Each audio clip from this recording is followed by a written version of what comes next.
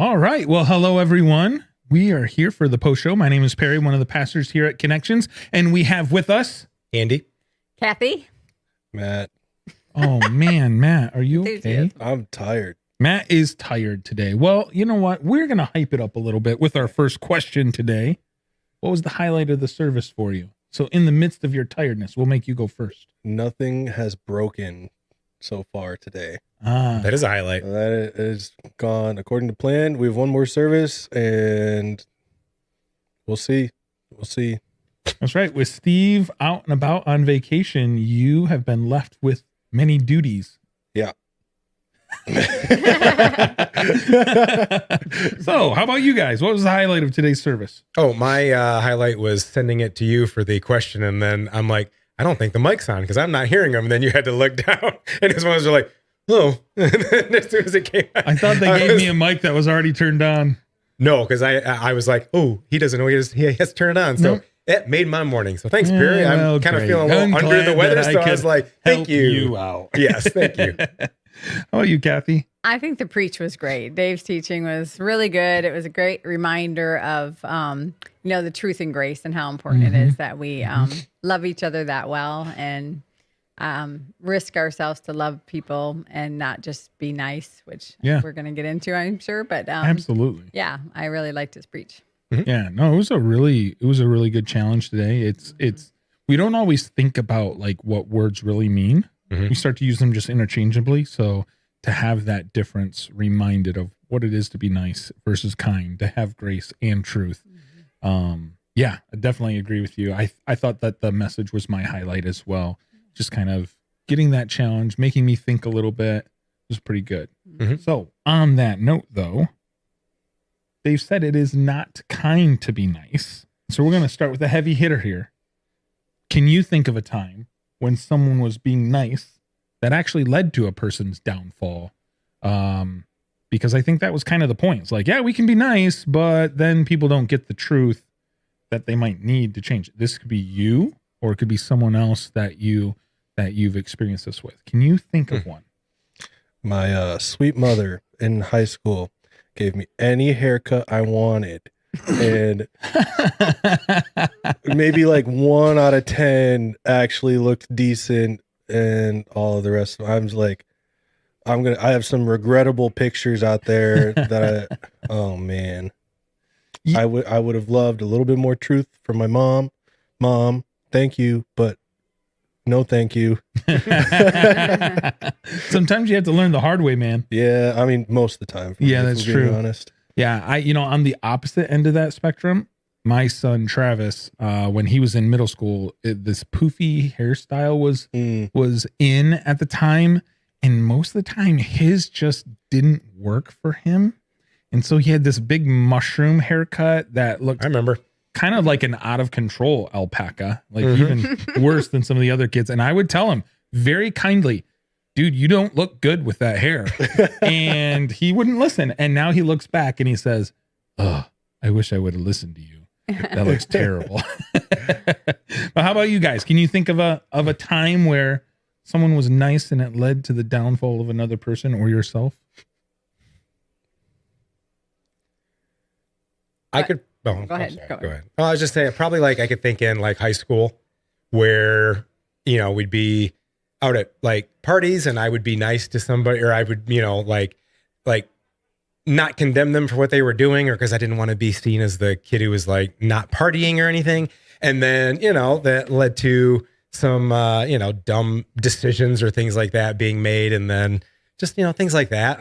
I'm very blessed that I don't have a lot of like downfalls that I can think of right off the top of my head. But like, I have some really good friends that did some really dumb things, and I couldn't, like my dad growing up, my like high school best friend, he would go, man, he is the dumbest smart kid I've ever met. Cause he would just do stupid things, but he was super smart at like school. And he's like, Andy, why didn't you tell him to not do that? I was like, I don't know. I should have, but so it's so hard sometimes, especially, because you don't want to come, you go back to this, one of the previous messages, right? You don't want to come across as judgmental or as like a hater or something like that. And so it's like, oh, well, I can just be nice. And then you know, they can Yeah. learn from their own consequences. Yeah.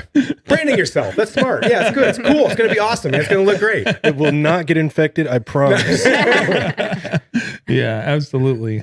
How about you, Kathy? You were about to say something. Well, I just think about my best friend when I was working I was a single mom still and working full time and doing a lot of volunteering, which then led to me never paying attention to my bank account and like my finances. And then I would get the alert or, oh my gosh, I'm going to bounce a check.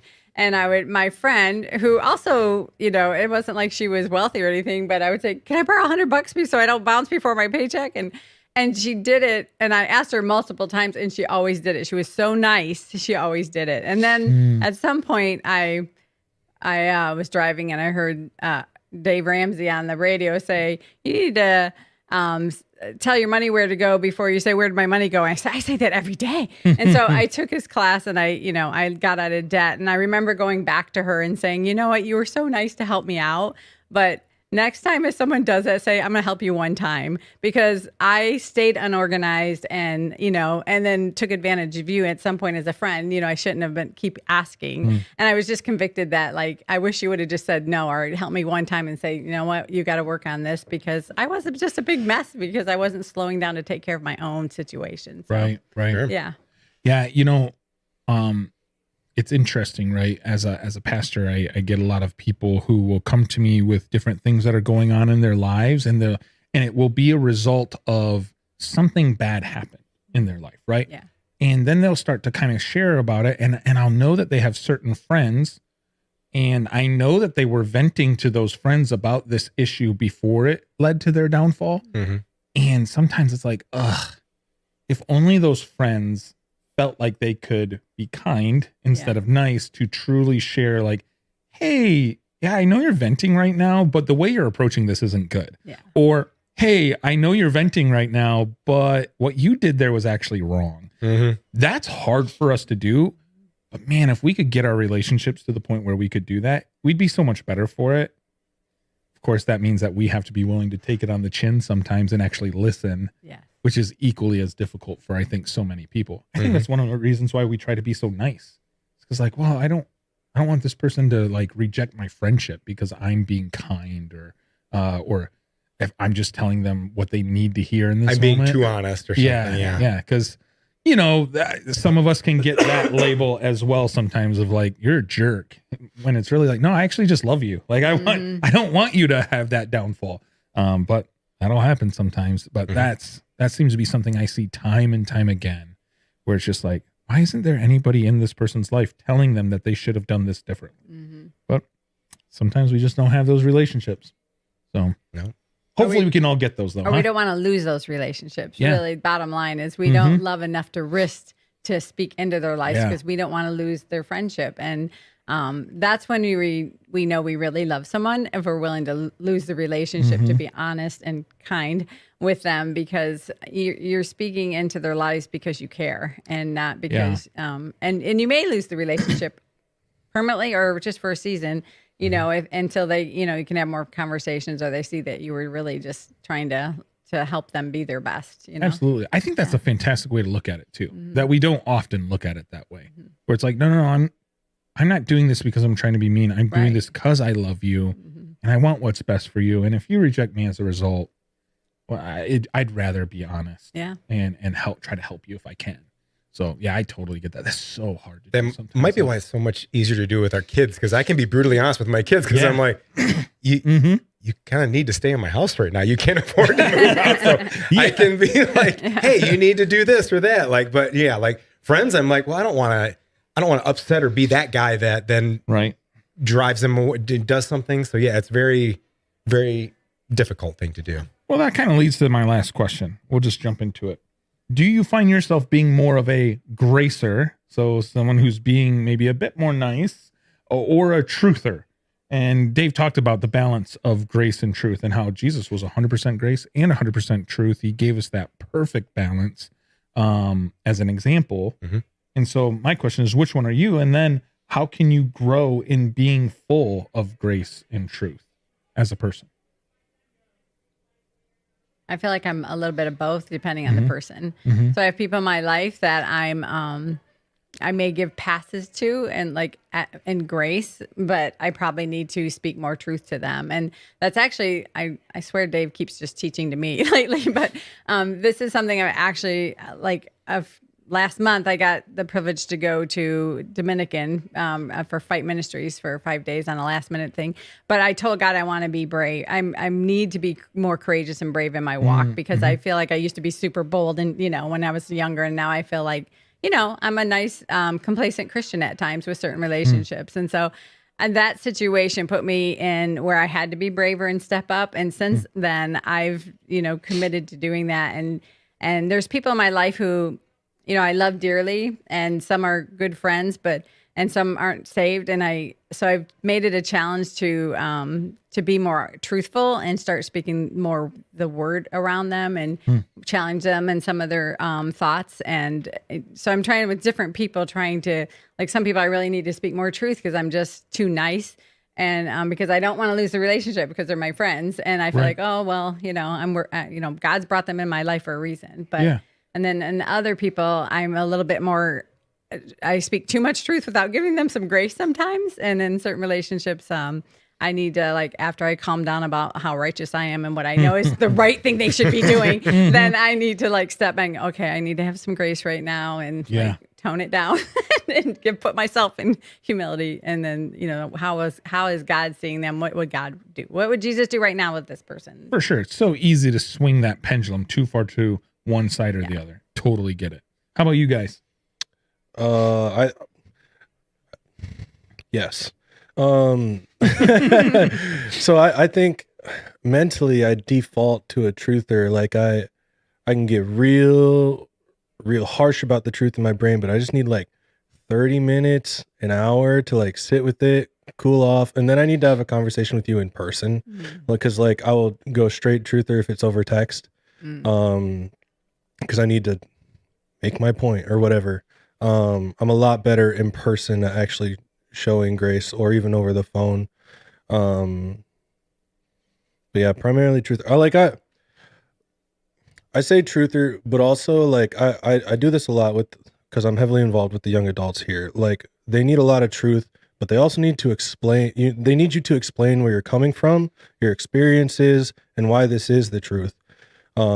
Which is like grace, right? Like it has to be one and the other. It can't just be one because that's a good way to just make people mad and offend them and have them never come back or never be your friend again. Truth with a lot of explanation afterwards, normally. What do you think, Andy?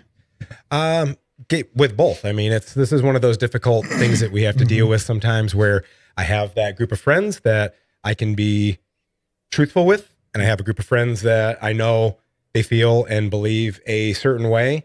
And like we've had many, many conversations, so I have to throw a little more grace that way with the truth. But it's like, I think Matt's correct though. If you have to come with truth, you need to have a valid reason why. And if you can explain that to somebody, even if it hurts and it's tough, at least you've done the right thing. But I find myself, I always default to, man, the world's so full of crap and just meanness that I try to be nice. And that can sometimes take over too much. And I'm like, well, everybody else has been mean. I'll be nice. And I'm like, yeah, but if I'm being nice, I'm sometimes allowing people to continue down a path that might not be the right way for them. Right. And you can be nice while still being honest and truthful, like Dave said, like kind. Yeah. Kindness. That's a great word. I'm glad he was kind of focusing on that one, because you can be kind without being super nice. You know what I mean? Sure. Like kindness can bring that truth and grace together, right, when done right. Yeah. And I just have to practice that more. And I think I think doing it with people, I think, practicing with friends that you're comfortable doing that, being super truthful and honest with, is a great place to start. Because the more you practice things, the better you get at it. Right. And if you can start to work with them and go like, hey, did I come off as a jerk there? Or could you feel what I meant? And if you have good friends who can be like, no, I got what you meant, then hopefully others would get that. You could then know like, okay, I'm on the right path and I'm saying the right things and I'm doing the right inflection behind it that I'm Sure. working on that so I can reach other people that I don't have the same relationship with Yeah. or that's the same truthfulness with. Mm-hmm. And I think it's really interesting too, because how important it is to be truthful with our friends, because they're going to find out the truth either way. Like the truth is just true, and they're either going to get smacked in the face from the world, or they'll get it gently from you. Mm-hmm. I'd much prefer me deliver it From one to of my friends. Yes, Yeah. exactly. Yeah. Or even worse, when you have people who are like sharing the truth with each other about you when Mhm. you're not there. Right. And then you find out later, like everyone believes this thing to be true, but they didn't have the guts to tell you. And Yeah. then you Yes. feel betrayed. And like, that's awful. Right. Mhm. So I know for me, a lot of it depends on the relationship I have with the person or the position I have in their life. When someone comes to me when I'm their pastor and they're seeking pastoral advice, I definitely probably err more towards truth. Like, it's just like, well, you're asking for my advice. I mean, Yeah. so I'm going to give it to you. But if I don't have as much of a relationship with someone, I definitely err more towards the grace side. And so, it's even sometimes if there's conflict between two people, sometimes I have a difficulty knowing like, what is the appropriate response here?